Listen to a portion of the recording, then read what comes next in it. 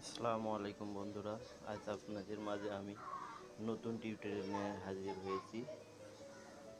আজ আপনাদের মাঝে দেখাবো কিভাবে খুব অল্প সময়ে ফটো ফটো এডিটিং করা হয় পাসপোর্ট সাইজে। আজ আমাদের যায় প্রথমত নিউ ফাইলে ক্লিক করে নিউ ফাইল থেকে একটা ফটো নিব। ফটো নিয়ে এটাকে ফুল স্কেচ করলাম। ফুল স্কেচ করার পরে আমরা ক্রপ টুলে যাব। ক্রপ টুলে উইথ, হাইট এবং রেজুলেশন এগুলো আপনাকে প্রথমত জানতে হবে কিভাবে এটা দিতে হয়। উইথ উইথটা কত? উইথ হচ্ছে 1.5 ইঞ্চি, হাইট হলে 1.92 ইঞ্চি, আর রেজুলেশন 300। এটা আপনাকে পাসপোর্ট সাইজের ছবির ক্ষেত্রে এটা আপনাকে অবশ্যই জানতে হবে। পাসপোর্ট সাইজ ছবি এর ইয়াটা কত, পরিমাপটা কত, এর মাপটা কত।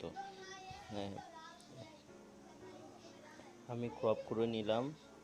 ক্রপ টুল দিয়ে ক্রপ করে নেওয়ার পরে আহ, আমি আমি যাব, আমি দেখব যে এখানে এখানে তার মুখে অনেকগুলো দাগ রয়েছে। দাগগুলো আমি আহ, এটা ফ্রেশ করে দেব। এর মাধ্যমে অনেকগুলো টুল রয়েছে যেগুলোর মাধ্যমে আপনার মুখটা ফ্রেশ করা যাবে। উম,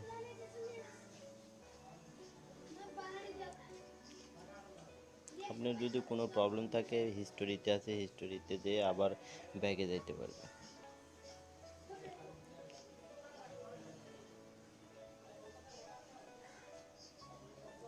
বিভিন্ন টুলের মাধ্যমে এটা কাজ করা হয়।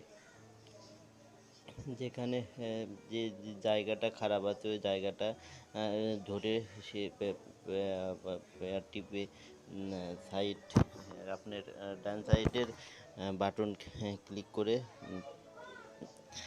চাপ দিয়ে ধরে যেখানে ভালোটা আছে সেখানে যে ছেড়ে দিবেন মাউসটা। তাহলে দেখবেন যে আপনার এই দাগটা চলে গিয়েছে। আপনি যদি মুখটা ফ্রেশ করতে চান তাহলে ব্রাশ টুল ব্যবহার করতে পারেন। যেহেতু অপাসিটি 100%, সাধারণত অপাসিটি 100% দিয়ে করা যায়। আমি সাধারণত অপাসিটি 100% করি না, অপাসিটি কম দিয়ে করব। হ্যাঁ, কিন্তু আপনি যদি কোনো ভুল হয়ে থাকে বললাম তো আপনাকে প্রথমত হিস্টোরিতে গিয়ে আপনি হিস্টোরি থেকে ব্যাগে যাইতে পারবেন।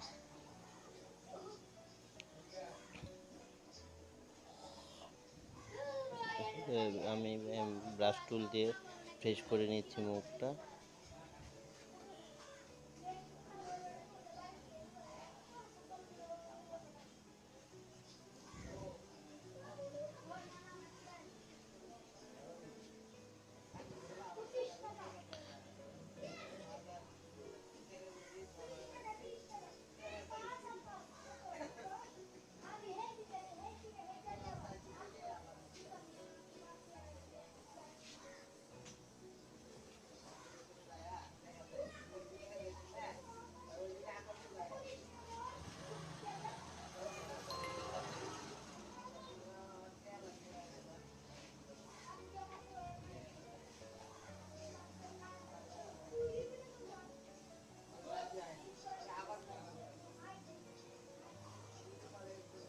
বান টুল দিয়ে এখন আমি চোখের এটা কালো করে দিব। যদি একটু থাকে আমি চোখটা ব্ল্যাক করে দিব।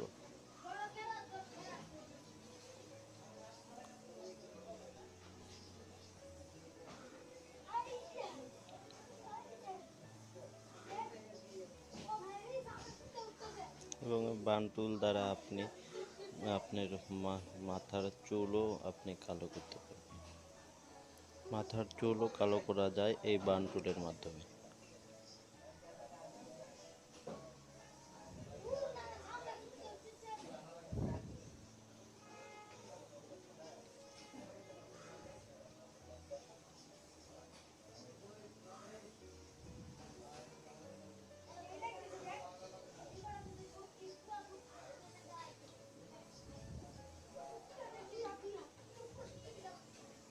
কন্ট্রোল ওয়াল্টার চেপে ধরে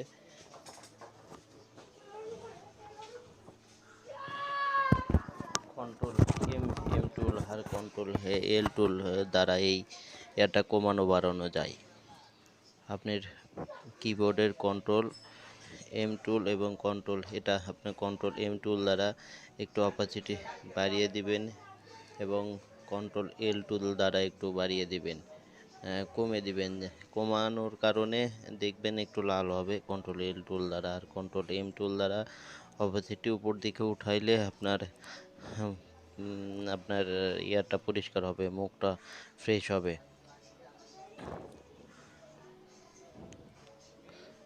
আর শিফট ওয়াল্টার চাপার পরে আপনি শিফট কন্ট্রোল চাপার পরে আপনি এটা প্লাস মাইনাস হবে। Shift control shift sorry shift button নয়, আপনি স্পেস বার একটা বাটন আছে বড় কিবোর্ডে, ওই বাটন আর ওয়াল্টার বাটন ধরলে এটা মাইনাস হবে, জুম আউট হবে। আর কন্ট্রোল আর স্পেস বার চাপে ধরে মাউসে ক্লিক করলে আপনার জুম জুম ইন হবে। দেখতে পাচ্ছেন বন্ধুরা, এখন আমি ক্রপ টু এয়ার টুলের মাধ্যমে আমি ছবিটাকে ব্যাকগ্রাউন্ড চেঞ্জ করব।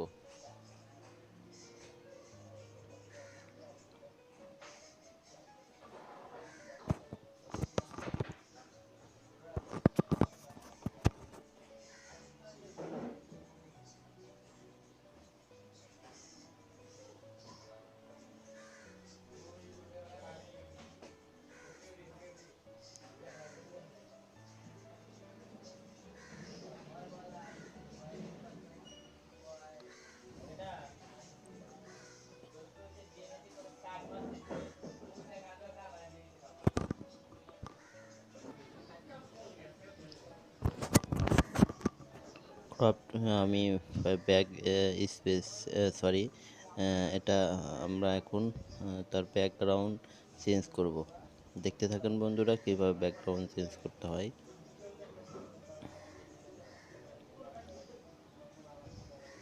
এভাবে এসে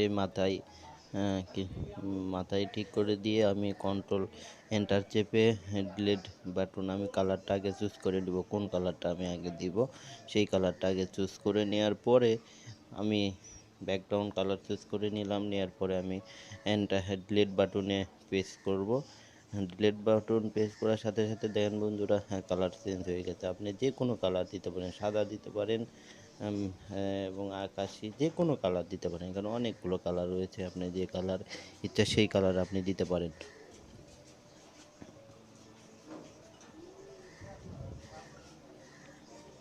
দেখতে পাচ্ছেন আরেকটা দিয়ে পলিগ্রাউন্ড লেজার টুল দ্বারা আপনি এটা ব্যাকগ্রাউন্ডে চেঞ্জ করতে পারেন। দেখেন বন্ধুরা, এটার মাধ্যমে একটু সাদা দেখা যাচ্ছে, ওটার মাধ্যমে আমি ব্যাকগ্রাউন্ডটা একটু সাদাটা আমি চেঞ্জ করে দেব।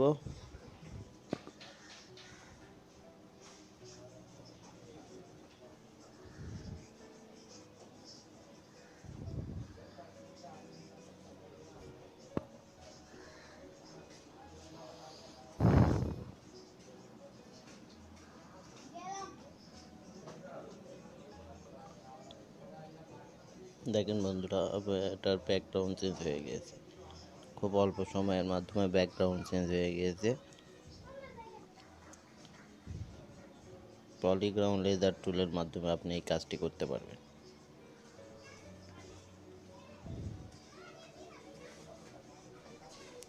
আপনার কাজের ভুল হলে আপনি এটা যে বললাম, তো আপনি হিস্টোরিতে যে ব্যাক স্পেসে ক্লিক করতে পারবেন। আমি এখন এর পিছনের একটু ব্যাকগ্রাউন্ডের ক্যানভাস সাইজের একটু চতুর্দিকে আমি একটা স্ট্রাইক মার্ক করে নিব, যে কারণে আগে ব্যাকগ্রাউন্ডের আপনাকে একটু হালকা কালার সিলেক্ট করে আমি ক্যানভাস সাইজে যাব।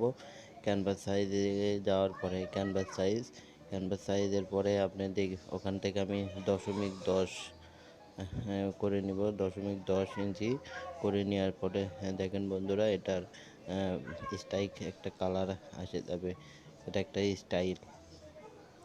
আপনারা এটা করতে পারবেন খুব সহজে।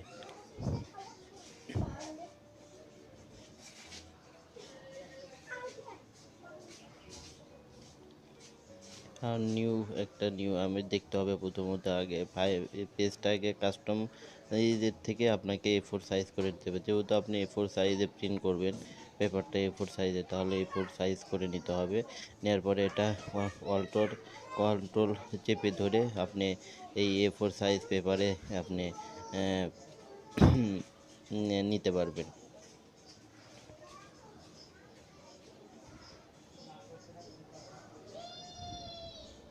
মার্কেন্টাইল দ্বারাও করতে চাইলাম কিন্তু হলো না। আমি এটা করা যায়, বাট কেন কাজ করলো না এটা বলতে আপনি এখান থেকে যদি বললাম তো আপনার কোনো ভুল হয়ে থাকলে আপনি এটা করতে পারেন। আপনি হিস্টোরিতে যেয়ে আপনি এটা আবার আগে ফিরে যেতে পারবেন।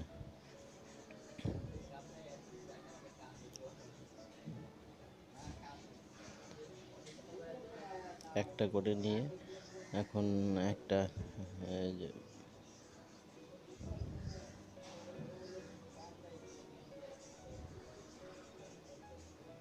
এখন আমি এটাকে পিন দেবো, কন্ট্রোল পি ধরে সিলেক্ট ফর ফিট মিডিয়া করে নিলাম, পিন করব।